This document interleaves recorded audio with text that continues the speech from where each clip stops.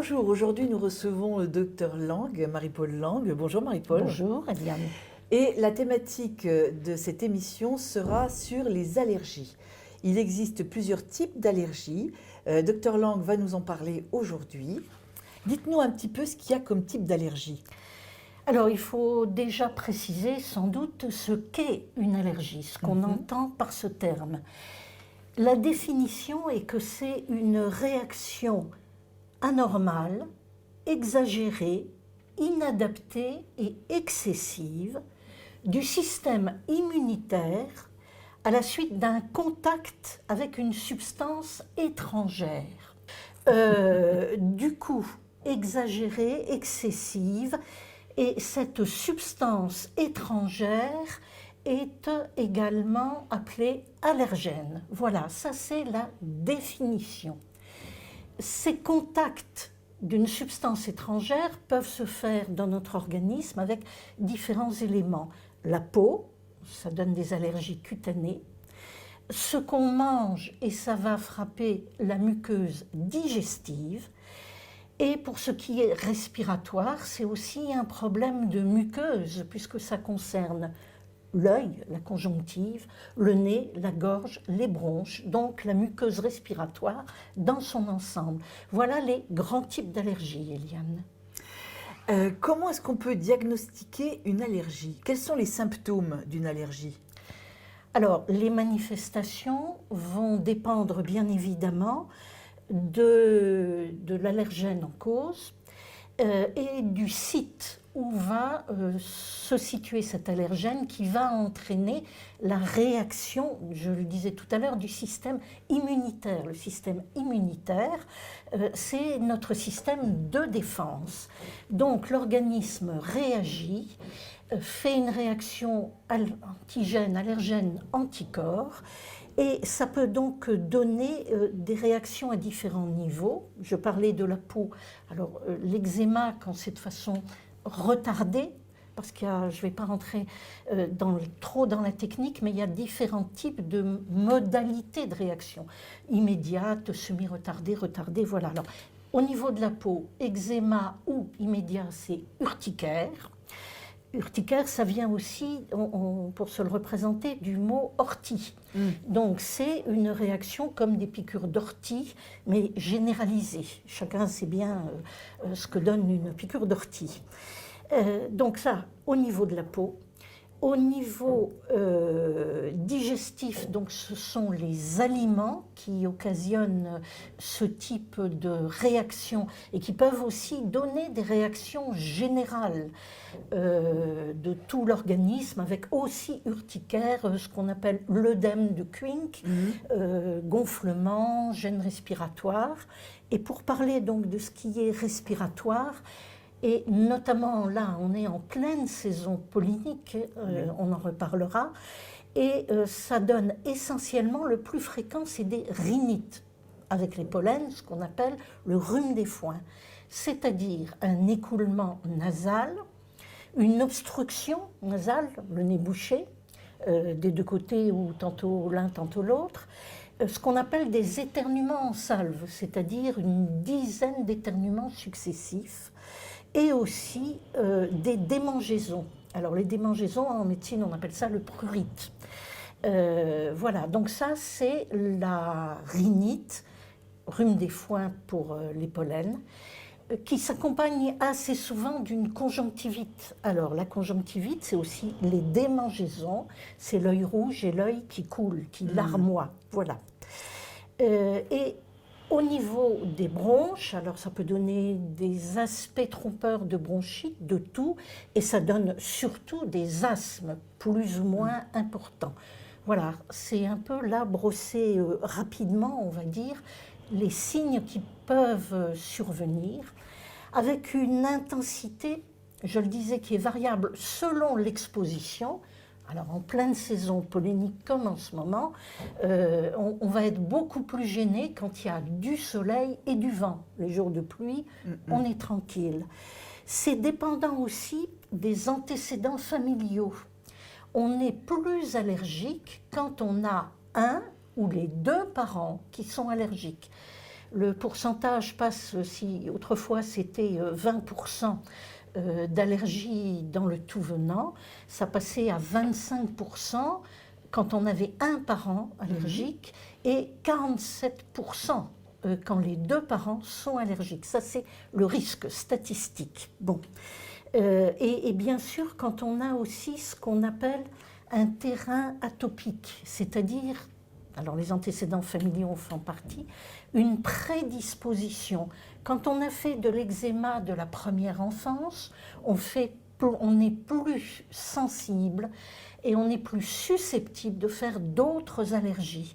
J'en parle pour dire que dans ce cas-là, quand on a des antécédents familiaux, quand on a des antécédents personnels, par exemple l'eczéma du nouveau-né, enfin, etc., il faut à ce moment-là prendre plus de précautions que ceux qui n'ont pas tous ces antécédents. Voilà.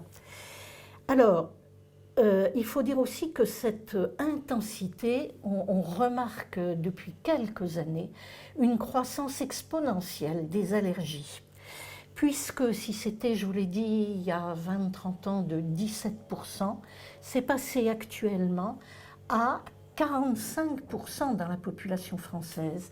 Quasiment une personne sur deux a des allergies d'intensité différente. Ces allergies aussi, par exemple le rhume des foins atteint actuellement 30% de la population cible, on va dire. Donc il y a une très nette augmentation. Pourquoi? Pourquoi? Oui. Parce que on pense que déjà il y a une diminution de la protection que procurait la vie à la campagne. On est de moins en moins ruraux et donc on n'a pas cette protection, on appelle ça une tolérance, qui était apportée par un contact progressif tous les jours aux allergènes qui sont dans l'atmosphère.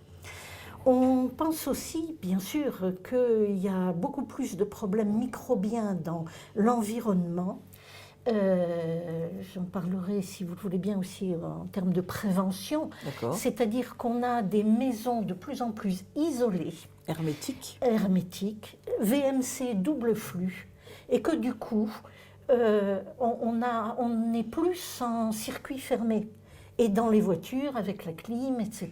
Donc, on a beaucoup plus d'exposition aux allergènes domestiques et puis de l'environnement. C'est indiscutable.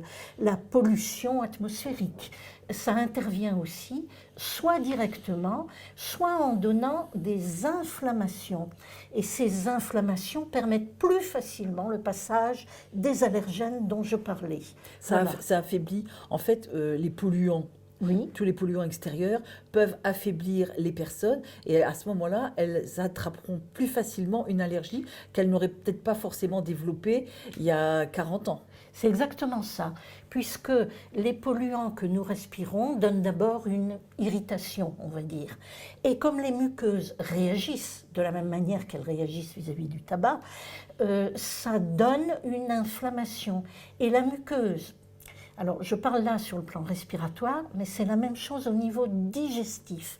Une gastro-entérite, surtout chez le nourrisson, le jeune enfant, va laisser persister pendant 6 semaines une inflammation de la muqueuse intestinale. Et les allergènes, les irritants, vont beaucoup mieux passer au travers d'une muqueuse inflammatoire qu'une muqueuse saine. Voilà. Et puis, j'ajoute qu'il y a un élément, des allergies sont aussi dues à des animaux domestiques. Or, les Français ont de plus en plus, notamment de chats et de chiens, sans parler des nacs, chez eux, à domicile. Et ce sont des allergisants, surtout le chat, très importants. Donc ça a favorisé cette croissance très importante des allergies Au poil d'animaux. de tout type. Hein. Je Oui. parlais là à la fois l'introduction aussi d'aliments sur les muqueuses digestives, etc.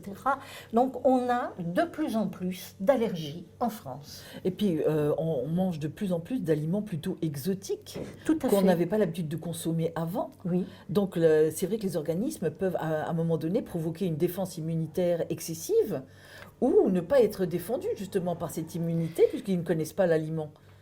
Tout à fait. Alors, on en a eu la démonstration il y a aussi une vingtaine d'années. Des gens à qui on traitait des problèmes de hernie discale paralysante par des injections d'un produit qui s'appelle la chymopapaïne. Chymopapaïne, on mettait ça pour réduire l'inflammation aussi et la hernie du disque qui donne une hernie discale entre les vertèbres. Bon. Et des gens ont fait aux injections des réactions allergiques qu'on n'a pas comprises. En cherchant bien, parce que l'allergologie est une science qui fait beaucoup d'enquêtes, on s'est rendu compte que c'était lié à l'absorption de boissons exotiques. Parce que chymopapaïne, à base de papaye, et on buvait de plus en plus de boissons exotiques, comme vous venez de l'évoquer. Donc les gens s'étaient sensibilisés à ces boissons exotiques avec mangue, papaye, etc. Et c'est comme ça qu'ils étaient sensibilisés et devenus allergiques, avec des réactions importantes, puisque une injection sur une hernie discale pendant c'est une intervention, c'était très problématique. Voilà, donc effectivement, ce sont nos modes de vie modernes, le fait de l'ouverture sur l'ensemble du monde et ce qu'il peut apporter, qui est aussi à l'origine de cette croissance. Voilà.